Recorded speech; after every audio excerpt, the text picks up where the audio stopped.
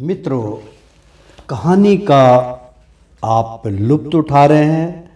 कहानी लूसी हत्याकांड, suspense, horror, मनोरंजन, सबसे भरपूर सस्पेंस मर्डर मिस्ट्री चल रही है, लूसी हत्याकांड। तो मित्रों, पिछले भाग में मतलब कहानी के पिछले भाग में हमने आपको बतलाया था, एक चैप्टर मैं बता देता हूँ आपको पिछले उसमें, ताकि आपको कहानी याद आ जाए। तो एल्बर्ट, तुम बहुत भोली हो, नादान हो, पर मुझे विश्वास है कि मैं जो तुमसे कहूँगा वो तुम मानोगी। कल से अपनी पढ़ाई मन लगा कर करो, क्योंकि तुम्हारे कॉलेज का आखिरी साल है और तुम्हें फर्स्ट आना है। तुम हमेशा हंसती रहोगी और हाँ, ये सारी बातें हमारे बीच में रहेगी। तुम घर वालों को कुछ नहीं बताओगी, ये मेरा वादा है कि मैं तुम्हारा दिल कभी नहीं तोड़ूंगा। कोई ना कोई रास्ता जरूर निकल जाएगा। रही घर वालों की बात तो मैं उन्हें समझा दूंगा, बस खुश रहना और सीधी घर जाना। मित्रों, कहानी में बहुत रोमांचक पकड़ होने वाली है, लेकिन मेरा मित्रों आपसे छोटा सा निवेदन है कि लूसी हत्याकांड को आप पहले से अध्याय से, यानी कि पहले भाग से प्रत्येक भाग को ध्यान से सुनेंगे, तब आपको ये कहानी समझ में आएगी और सस्पेंस आपको नज़र आएगा। इसके अंदर क्वेश्चन पुट ऑफ भी किए जाएंगे जिसमें आपका मन लगेगा। तो इस कहानी को आप ध्यान से सुनिए। ये सब हम आपके मनोरंजन के लिए चला रहे हैं, ये रजिस्टर्ड है। आपको हम घर बैठे ये बहुत बड़ी पिक्चर दिखा रहे हैं जो कई भागों में आपको प्रस्तुति कर रहे हैं, और प्रस्तुतिकर्ता जो है आप भली भांति आते हैं कि आप श्री राजेंद्र कुमार सूर्यवंशी के द्वारा प्रस्तुति की जा रही है। तो ध्यान से सुनिएगा। कहानी आरंभ होती है, अगला पाठ आरंभ होता है। एल्बर्ट बेचारा धर्म संकट में पड़ गया और बाय करके घर चला गया, और बिमला भी घर चली गई। मरियम, क्या बात है बेटा, आज बहुत देर हो गई, लगता है आज बिल्लो ने बहुत तंग किया है। एल्बर्ट, माँ आपको पता है कि वे इतनी भोली है, लेकिन अपनी जिद पूरी करके दम लेती है। हमें घर तक छोड़ने आई थी जैसे कि हम कोई छोटे बच्चे हैं और रास्ता भूल जाएंगे। मरियम, जब वो यहाँ तक आई थी तो उसे घर में क्यों नहीं लाए? घर में ले आते, वो चाय पीकर चली जाती और मैं भी उससे मिल लेती। धीरे से एल्बर्ट, चिंता मत करो, वो इसी घर में आने वाली है। मरियम, क्या कह रहा है बेटा? एल्बर्ट, कुछ नहीं माँ, मैं कह रहा था कि कल ले आऊँगा, आप एक कड़क चाय पिला दो प्लीज। अगले दिन सुबह, प्रिंस, क्या हुआ भैया, आज ऐसे गुमसुम क्यों बैठे हो? ऐसा लगता है जैसे आपकी कोई चीज गुम हो गई हो। रोमी, नहीं यार, ऐसी कोई बात नहीं है, मैं बस मम्मी पापा से कुछ ज़रूरी बात करने की सोच रहा था यार, इसलिए उनका चाय पर इंतज़ार कर रहा हूँ। रतन, बोल पुत्र बोल, बोल पुत्र बोल, क्या बात है, कुछ चाहिए तो बोल। ले, तेरी मम्मी भी आ गई, हुन तो बोल। लाजो, बोल बेटा, क्या बात है, क्या बात करनी है? प्रिंस कह रहा था कि तूने कुछ जरूरी बात करनी है।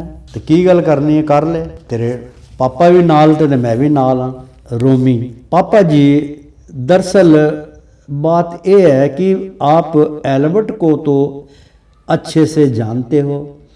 उसकी एक बहन है लूसी, जो बहुत ही सुंदर और सुशील है। वो बहुत ही भोली और हंसमुख है। वो मुझे बहुत पसंद है, मैं उससे शादी करना चाहता हूँ। लाजो, ओए तेरा दिमाग तो ठिकाने पर है? बोल ना, कहाँ वो और कहाँ हम जरा ठंडे दिमाग नाल सोच, तेरी पूरी जिंदगी का सवाल है, ये कोई गुड्डे गुड़िया का खेल नहीं हैगा। रतन, बेटा तेरी मम्मी ठीक कह रही है, माना कि वो एक अच्छी लड़की है, सुंदर है, पर वे अलग जाति की है, हम तो पंजाबी है, कैसे बात बनेगी। उसके घर वाले की सुन रहे हैं, उसके घर वाले भी नहीं मानेंगे, ये शादी का मामला है बच्चे। रोमी, पापा जी अगर आप लोग हाँ कर दे तो मैं उसके घर वालों को मना लूंगा, मैं आज शाम को ही उन्हें चाय पर बुला लेता हूँ, बात करके देख लेते हैं। रतन, ठीक है पुत्र, अगर तेरी यही जिद है तो बुला ले, ठीक है तो ठीक है, हमें कोई एतराज नहीं है। रोमी, ठीक है फिर पापा मैं एल्बर्ट के घर अभी जाता हूँ, इस वक्त सभी घर पर ही होंगे। रोमी एल्बर्ट के घर पहुंचा।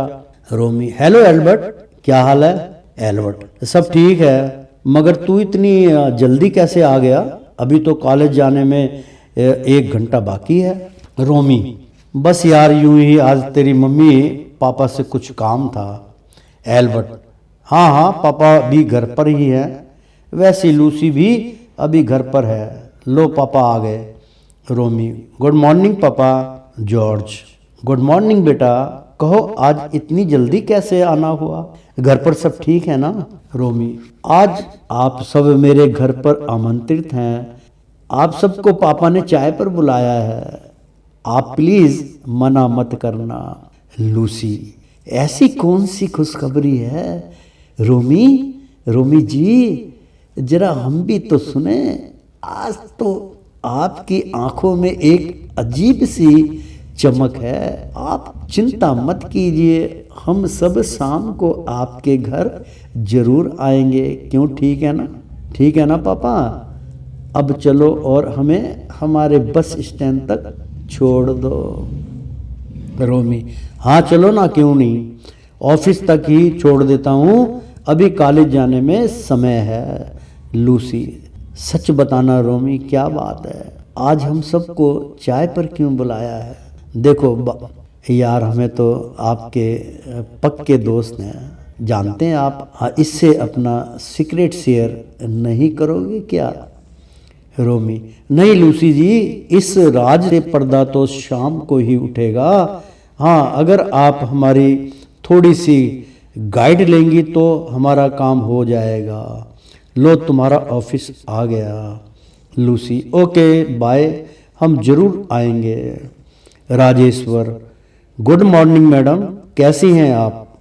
लूसी, गुड मॉर्निंग सर, मैं तो ठीक हूँ, आप बतलाइए बिमला की पढ़ाई कैसी चल रही है। राजेश्वर, एकदम बढ़िया, उसका भी आखिरी साल है, वैसे आज आप अगर हमारे साथ लंच करेंगी तो हमें अच्छा लगेगा। लूसी, कोई खास बात है क्या आज। राजेश्वर, कुछ खास नहीं, बस आज हम अपनी और आपकी मनपसंद सब्जी लाए हैं। लूसी, आप हमारी पसंद के बारे में इतना कैसे जानते हैं। राजेश्वर, बस यूं ही एक दिन एल्बर्ट ने इस बात का जिक्र किया था, बस तभी से हमें भी पता चल गया, तो फिर आज का लंच हमारे साथ पक्का रहा। लूसी, आज तो हम आपके साथ लंच नहीं कर पाएंगे, सॉरी, आज हमारा लंच कुणाल के साथ है, हम पहले उससे वादा कर चुके हैं, उसे बुरा लगेगा। हाँ आप हमारे साथ लंच कर सकते हैं, बहुत मज़ा आएगा जब मिल बैठेंगे 3 यार। राजेश्वर, कोई बात नहीं, किसी और दिन सही, उस दिन लंच टाइम में। लूसी, हाय कुणाल, कैसे हो। सॉरी, हम बिन बुलाए ही तुम्हारे साथ खाना खाने आ गए। कुणाल, नहीं ऐसी कोई बात नहीं है, एक आप ही तो हैं जो सबका दर्द समझती हैं, वरना इस दुनिया में किसी के पास किसी के लिए इतना टाइम नहीं है। लूसी, अच्छा बाबा, अब हमारी तारीफ करना बंद कीजिए और जल्दी से खाना निकालिए, मुझे बहुत जोरों से भूख लगी है। अरे कुणाल जी, जरा अपने बारे में कुछ और बतलाइए ना, मगर उससे पहले एक बात बताइए कि क्या आपकी वाइफ आपके लिए खाना नहीं बनाती? नहीं बनाती क्या? जो आप कभी प्याज कभी चटनी आदि के साथ रोटी लेकर आते हैं। देखिए, आपको अपनी सेहत का ध्यान रखना चाहिए। अगर आप दाल सब्जी नहीं खाएंगे तो आप इतना काम कैसे करेंगे? और वैसे भी आपका काम भी तो दिमाग लगाने का है। कुणाल, देखिए मैडम जी, आपकी नेचर इतनी सच्ची है कि मैं आपसे झूठ नहीं बोल सकता। मेरी अभी शादी नहीं हुई है, मैं अनमैरिड हूँ और ना ही मेरा शादी करने का कोई विचार है। लूसी, ऐसा क्यों कुणाल जी? शादी तो जीवन का आधार होती है और उसके बिना जीवन बिल्कुल अधूरा होता है। एक जीवन साथी तो होना ही चाहिए। कुणाल, लूसी, आपकी बात बिल्कुल सही है, मगर एक सच्चाई ये भी है कि मैं यहाँ सदर बाजार कैंट के एक डीडीए फ्लैट में अकेला रहता हूँ। सुबह इतना टाइम नहीं होता कि मैं दाल सब्जी बना सकूं। नाश्ते के नाम पर भी मैं सिर्फ ब्रेड और चाय ही लेता हूँ। हाँ, मगर रात को मेरे पास समय होता है तो मैं रात को पूरा खाना बना लेता हूँ। खैर छोड़िए, अब मैं आपको अपनी जिंदगी का वो सच बताता हूँ जिसे सुनकर शायद आप मुझसे बात भी करना पसंद नहीं करेंगी। लूसी, ऐसी क्या बात है कुणाल? तुम ऐसा क्यों सोचते हो? जिंदगी में इंसान को बहुत कुछ सहन करना पड़ता है, मगर इसका मतलब यह नहीं है कि इंसान खुद को इतना लाचार समझे। सुख और दुख तो जीवन के साथी हैं। कुणाल, इस दुनिया में इंसान का सबसे बड़ा दुश्मन उसकी मजबूरी नहीं बल्कि उसकी गरीबी है। अगर आप सुन सके तो मैं आपको अपनी पिछली जिंदगी के बारे में बताता हूँ। लूसी, आप बोलिए कुणाल, हम सुनना चाहते हैं। कुणाल, मैं एक गांव का रहने वाला हूँ। मेरा परिवार बहुत ही गरीब है, जिसके कारण मेरे परिवार को बहुत दुखों का सामना करना पड़ा। मेरे पिताजी एक छोटी सी कंपनी में एक साधारण सी नौकरी करते थे। वो इतना भी नहीं कमा पाते थे कि हमारे पूरे परिवार को भरपेट भोजन प्राप्त हो सके। कई बार तो हमें भूखों ही सोना पड़ता था और अब तो उनकी नौकरी भी नहीं है, मगर फिर भी वो कुछ ना कुछ काम करते रहते हैं ताकि हमारे घर का गुजारा चलता रहे। मेरी 3 बहनें हैं और एक बूढ़ी माँ है। मेरी सबसे छोटी बहन 18 साल की है और उसका नाम कविता है। वो 12वीं कक्षा में पढ़ती है। मेरी मंझली बहन 20 साल की है, उसका नाम अनीता है। और मेरी बड़ी बहन का नाम कोमल है, उसकी उम्र 22 साल की है। घर के हालातों को देखकर उसने 11वीं कक्षा में ही पढ़ाई छोड़ दी थी। मेरी मंझली बहन फर्स्ट ईयर में पढ़ती है। और यहाँ से कुणाल की पिछली जिंदगी की कहानी शुरू होती है। फ्लैशबैक। कुणाल, यानी कि बैकग्राउंड कहानी अब चल रही है, फ्लैशबैक है, तो ध्यान से सुनिए। कुणाल, मम्मी हो मम्मी, जरा उठ के चाय बना दो, पापा को काम पर जाना है और हम सबको भी तो अपने स्कूल कॉलेज जाना है। आप चाय बनाइए, मैं सबको उठाता हूँ। कविता, कोमल, अनीता, चलो सब जल्दी से उठ जाओ, चलो जल्दी करो भाई, उठ जाओ। उठ तो रहे हैं। कोमल, भैया आप हम सबका कितना ख्याल रखते हैं, मगर भैया आप पापा को देखो कितना काम करते हैं। सुबह 7 बजे घर से निकल जाते हैं और रात को 10 बजे वापस आते हैं। कुणाल, अरे इसमें बुरा क्या है? पापा अपनी कंपनी में ओवर टाइम करते हैं ताकि हम सब आराम से रह सकें। तू चिंता मत कर मेरी बहन, बस 1 ही साल की तो बात है, मेरी पढ़ाई पूरी होने में उसके बाद मुझे कहीं ना कहीं नौकरी मिल जाएगी और फिर सब ठीक हो जाएगा। कोमल, भैया मेरे मन में एक बात है जो मैं आपसे करना चाहती हूँ। भैया मैं दोनों बहनों से बड़ी हूँ, मैं सोच रही थी कि मैं पढ़ाई छोड़ देती हूँ और कोई छोटी मोटी नौकरी कर लेती हूँ। मुझसे घर के ये हालात देखे नहीं जाते, बस आपसे अनुमति चाहिए। कुणाल, नहीं हरगिज नहीं, पढ़ाई छोड़ने की सोचना भी मत, समझी? कुछ भी सोचती रहती है। चलो, जानती हो, तू जानती है मुझे कॉलेज पहुंचने में 1.5 घंटा लगता है। तेरी बातों में लगा रहा तो मैं लेट हो जाऊंगा। माँ सुशीला, बेटा नाश्ता तैयार है, जल्दी से कर ले, तेरे कॉलेज जाने में देरी हो रही है। तेरी बहनों को तो नजदीक ही जाना है, मगर तेरा कॉलेज तो दूर है। आ जा, जल्दी से खा और जा। कविता, दीदी जरा यहाँ आना। कविता बोली, दीदी जरा यहाँ आना। कोमल, हाँ बोल कविता, क्या बात है? तू अभी तक तैयार नहीं हुई? और ये अनीता कहाँ है? अनीता, मैं तैयार हूँ दीदी, ये कविता ही देर लगा रही है। कविता, दीदी मैं क्या करूँ, ये देखो ना मेरी सलवार 2 जगह से फटी हुई है। कोमल, ला दे मुझे, मैं अभी इसे सील देती हूँ। कोमल ने जब सलवार को देखा तो उसकी आंखों में आंसू आ गए। वो सलवार उन 2 जगहों से बिल्कुल छलनी हो चुकी थी।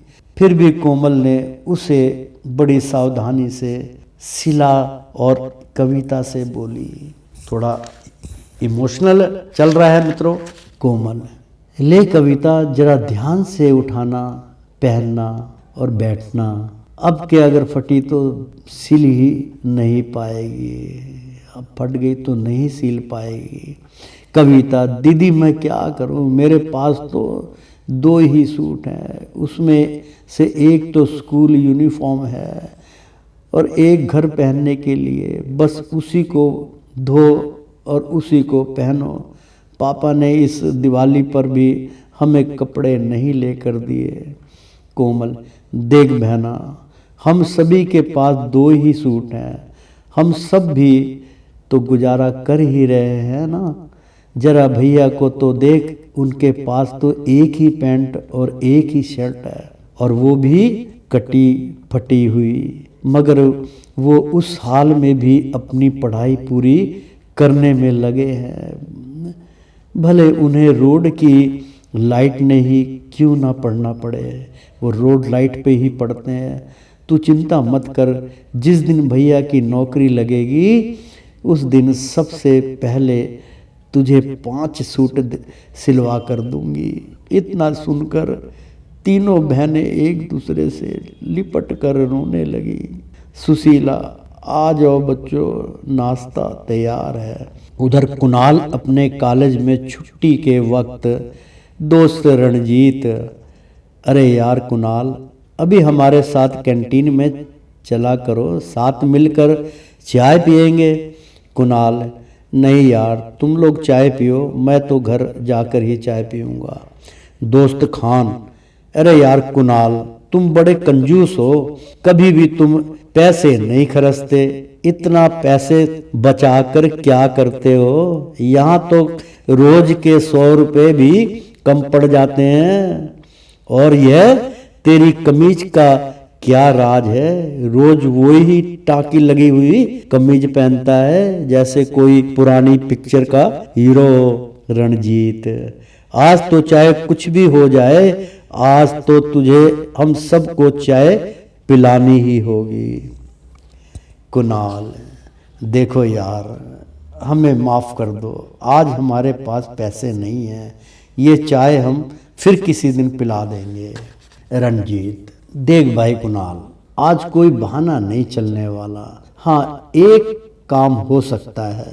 कुणाल, वो क्या?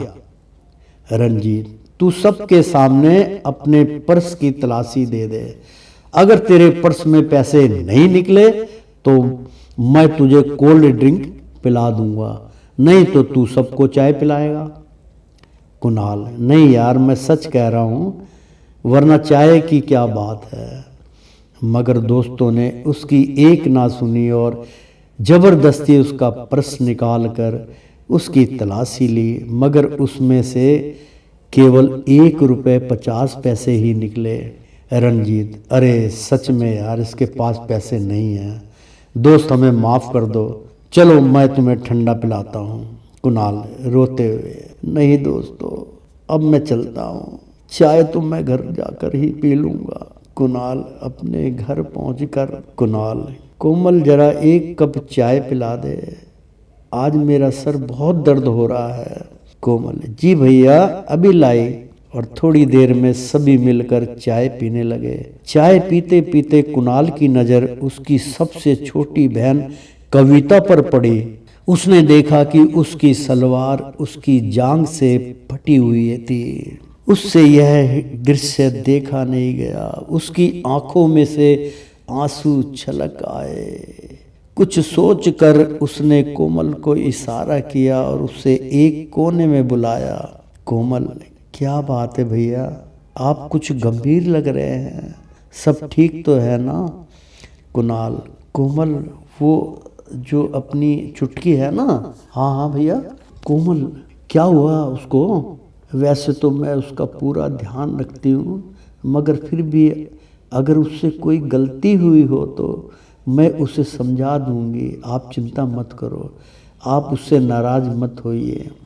कुणाल, नहीं नहीं ऐसी कोई बात नहीं है, मैं तो कह रहा था कि आज मेरी नज़र उसके कपड़ों पर पड़ी, क्या उसे मालूम नहीं कि उसकी सलवार फटी हुई है और वो भी जांघ से। वो अब छोटी नहीं है, उसकी उम्र की लड़की को सब पता होता है कि क्या सही है और क्या गलत है।